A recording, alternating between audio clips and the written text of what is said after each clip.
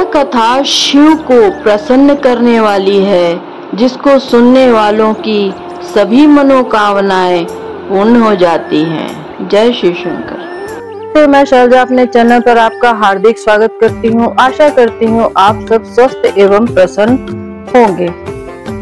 पिछली शिव महापुराण की कथा में हमने सुना था कि यज्ञदत्त के पुत्र गुणनिधि का चरित्र।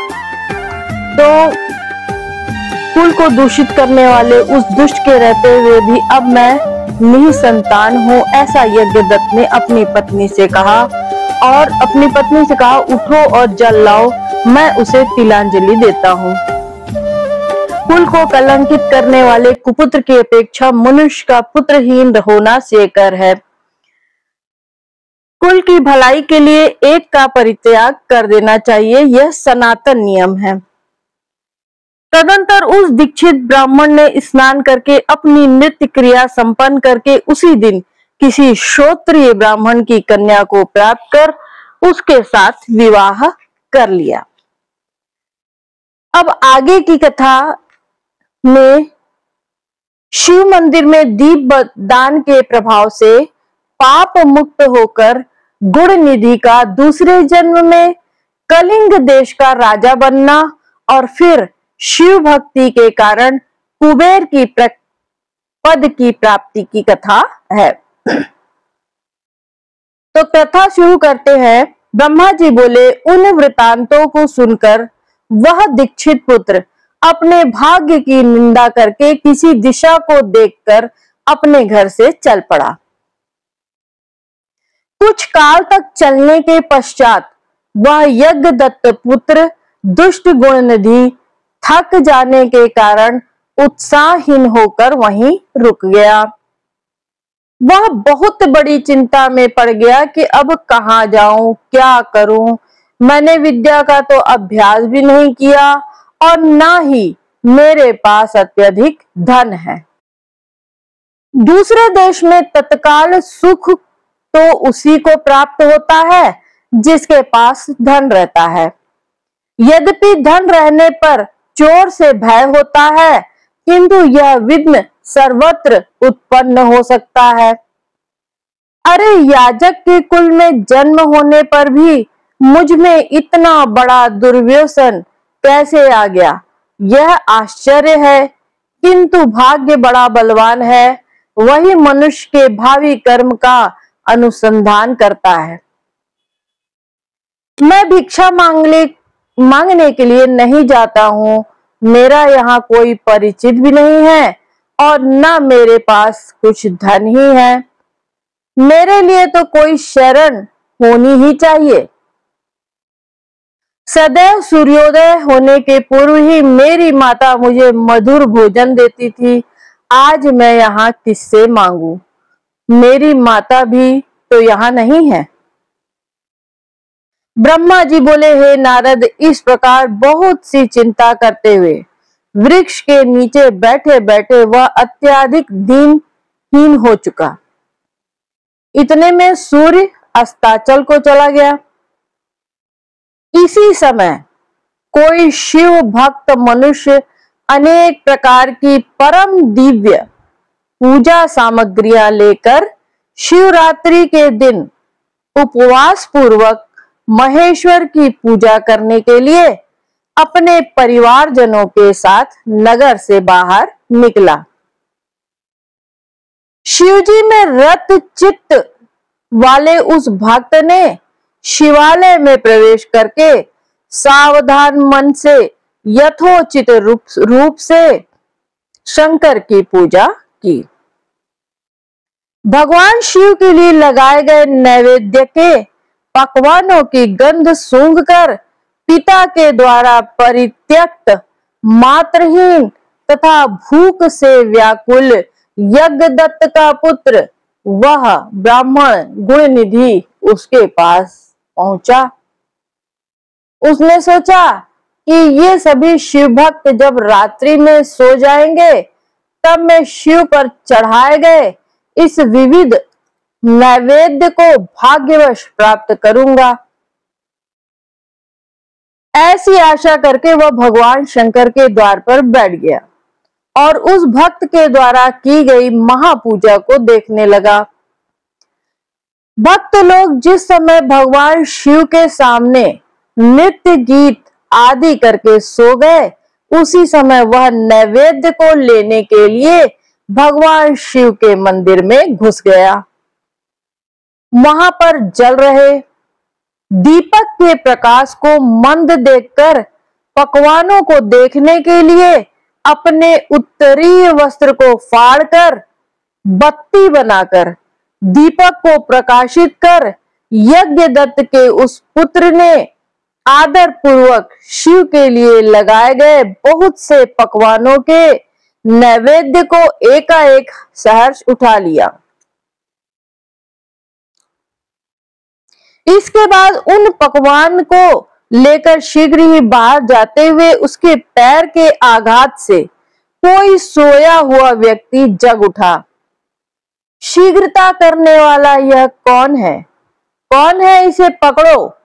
इस प्रकार भय युक्त ऊंची वाणी में वह व्यक्ति चिल्लाने लगा। भयवश वह ब्राह्मण जब भाग रहा था, उसी समय वहां पूर्व रक्षकों ने पहुंचकर उसे मारा, जिससे वह अंधा होकर तत्काल मर गया।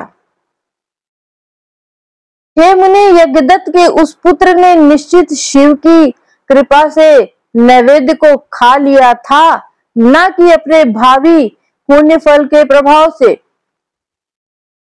इसके पश्चात उस मरे हुए ब्राह्मण को यमलोक ले जाने के लिए पाश मुदगर हाथ में लिए हुए यम के भयंकर दूत आकर उसे बांधने लगे। इतने में छोटी छोटी घंटियों से युक्त आभूषण धारण किए हुए और हाथ में त्रिशूल से युक्त हो शिव के पार्षद दिव्य विमान लेकर उसे जाने के लिए आ गए। शिवगण बोले, हे यमराज के गणों, इस परम धार्मिक ब्राह्मण को छोड़ दो। यह ब्राह्मण दंड के योग्य नहीं है, इसके समस्त पाप भस्म हो चुके हैं। इसके अनंतर शिव पार्षदों के वचन सुनकर यमराज के गण आश्चर्यचकित हो गए और महादेव जी के गणों से कहने लगे। शंभू के गणों को देखकर डरे हुए तथा प्रणाम करते हुए यमराज के दूतों ने इस प्रकार कहा कि हे गणों, यह ब्राह्मण तो दुराचारी था। यम गण बोले, कुल की मर्यादा का उल्लंघन करके यह माता पिता की आज्ञा से परांग मुख, सत्य शौच से परिभ्रष्ट और संध्या तथा स्नान से रहित था।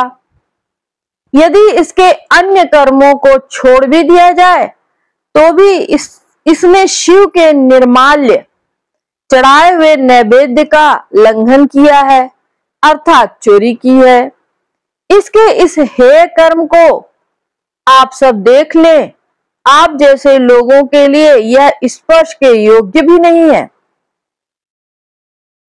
जो शिव निर्माल्य को खाने वाले, शिव निर्माल्य की चोरी करने वाले और शिव निर्माल्य को देने वाले हैं, उनका स्पर्श अवश्य ही पाप कारक होता है।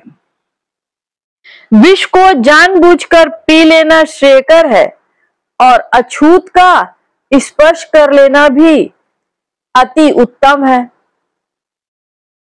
किंतु कंठगत प्रण होने पर भी शिव निर्माल्य का सेवन उचित नहीं है। धर्म के विषय में आप सब जिस प्रकार प्रमाण हैं, वैसे हम लोग नहीं हैं। हे शिवगण, सुनिए, यदि इसमें धर्म का लेश मात्र भी हो तो हम सब उसे सुनना चाहते हैं। यम के दूतों की इस बात को सुनकर शिव के पार्षद भगवान शिव के चरण कमल का स्मरण करके कहने लगे। शिव के सेवक बोले, हे यम किंकरों, जो सूक्ष्म शिव धर्म है जिन्हें सूक्ष्म दृष्टि वाले ही जान सकते हैं, उन्हें आप सदृश स्थूल दृष्टि वाले कैसे जान सकते हैं। हे यमदूतों, पाप रहित इस यज्ञ दत्त के पुत्र ने यहाँ पर जो पुण्य कर्म किया है उसे सावधान होकर सुनो। इसने शिवलिंग के शिखर पर पड़ रही दीपक की छाया को दूर किया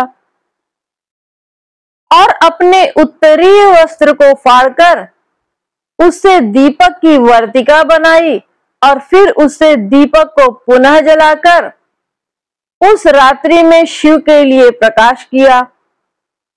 हे किंकरों, इसने उस कर्म के अतिरिक्त अन्य भी पुण्य कर्म किया है।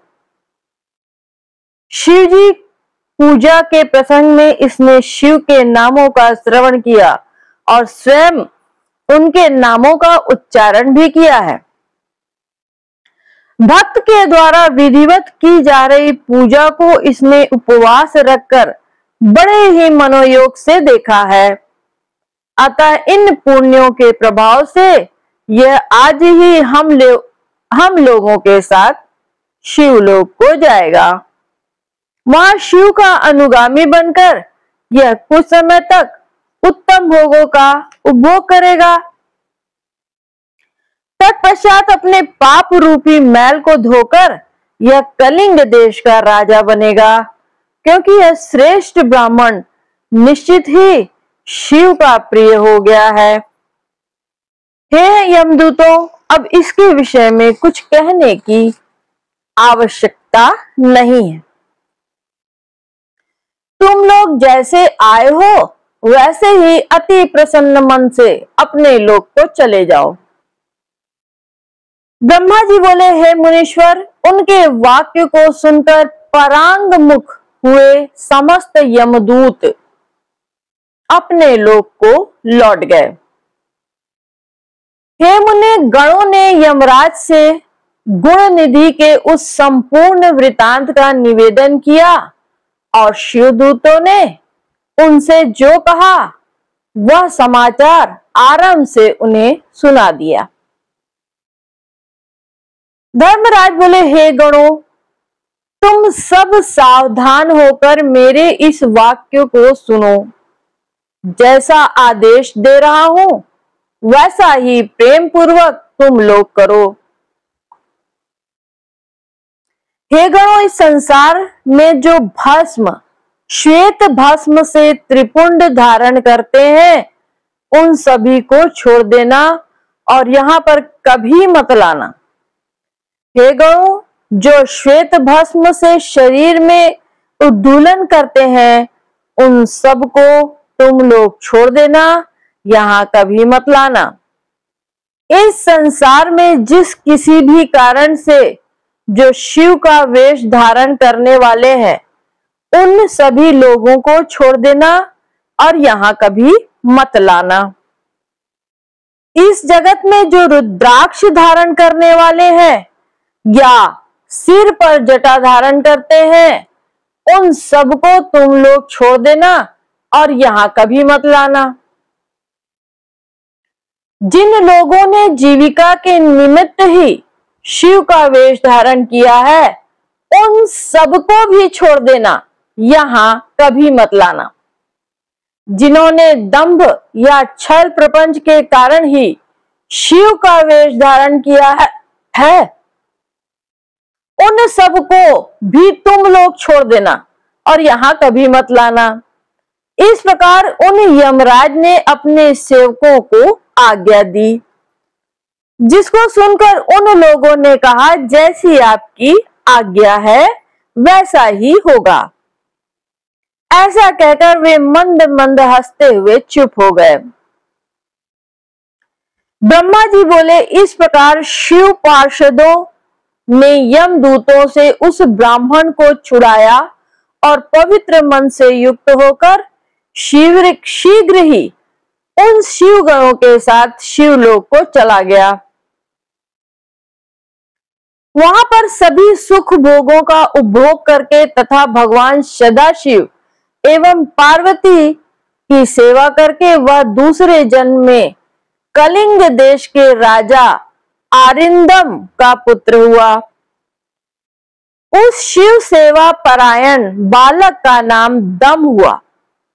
बालक होते हुए भी वह अन्य शिशुओं के साथ शिव की भक्ति करने लगा। क्रमशः उसने युवावस्था प्राप्त की और पिता के परलोक गमन के पश्चात उसे राज्य भी प्राप्त हुआ। उसने प्रेम पूर्वक अनेक शिव धर्मों को आरंभ किया। हे ब्राह्मण, दुष्टों का दमन करने वाला वह राजा दम शिवालयों में दीपदान के अतिरिक्त अन्य कोई धर्म नहीं मानता था। उसने सभी ग्राम और जनपद प्रमुखों को बुलाकर यह आदेश दिया कि तुम लोगों को शिवालय में दीप प्रज्वलन की व्यवस्था करनी है। यदि किसी के क्षेत्र में ऐसा नहीं हुआ, यदि ऐसा नहीं हुआ तो यह सत्य है कि उस क्षेत्र का प्रधान निश्चित ही मेरे द्वारा दंड पाएगा। दीपदान से भगवान शिव संतुष्ट होते हैं, ऐसा श्रुतियों में कहा गया है। जिसके जिसके गांव के चारों ओर जितने भी शिवालय हों, वहां वहां सदैव बिना कोई विचार किए ही दीपक जलाना चाहिए। अपनी आज्ञा के उल्लंघन के दोष पर मैं निश्चित ही अपराधी का सिर काट डालूंगा। इस प्रकार उस राजा के भय से प्रत्येक शिव मंदिर में दीपक जलाए जाने लगे। इस प्रकार जीवन पर्यंत इसी धर्माचरण के पालन से राजा दम धर्म की महान समृद्धि प्राप्त करके अंत में काल धर्म की गति को प्राप्त हुआ। अपनी इस दीप वासना के कारण शिवालयों में यह कथा शिव को प्रसन्न करने वाली है, जिसको सुनने वालों की सभी मनोकामनाएं पूर्ण हो जाती हैं। जय शिव शंकर। अपनी इस दीप वासना के कारण शिवालयों में बहुत से दीपक प्रज्वलित करके वह राजा दूसरे जन्म में रत्नमय दीपकों की शिखाओं को आश्रय देने वाली अलकापुरी का राजा कुबेर हुआ। इस प्रकार भगवान शंकर के लिए अल्प मात्र भी किया गया धार्मिक कृत्य समय आने पर फल प्रदान करता है, यह जानकर उत्तम सुख चाहने वाले लोगों को शिव का भजन करना चाहिए। कहाँ सभी धर्मों से सदा ही दूर रहने वाला दीक्षित का पुत्र और कहाँ दैव योग से धन चुराने के लिए शिव मंदिर में उसका प्रवेश एवं स्वार्थवश दीपक की वर्तिका को जलाकर शिवलिंग के मस्तक पर छाए हुए अंधकार को दूर करने के लिए किया गया उसका पुण्य, जिसके प्रभाव से उसने कलिंग देश का राज्य प्राप्त किया और सदैव धर्म में अनुरक्त रहने लगा। पूर्व जन्म के संस्कार के उदय होने के कारण ही शिवालय में सम्यक रूप से मात्र दीपक को जलाकर उसने यह दिक्पाल कुबेर की महान पदवी प्राप्त कर ली। हे मुनीश्वर, देखिए यह मनुष्य धर्मा इस समय इस लोक में रहकर इसका भोग कर रहा है। इस प्रकार यज्ञदत्त के पुत्र गुणनिधि के चरित्रों का वर्णन कर दिया, जो शिव को प्रसन्न करने वाला है और जिसको सुनने से सभी कामनाएं पूर्ण हो जाती हैं। गुणनिधि ने सर्वदेवमय भगवान सदाशिव से जिस प्रकार मित्रता प्राप्त की, अब मैं उसका वर्णन आपसे कर रहा हूं। हे तात, एकाग्रचित होकर सुने।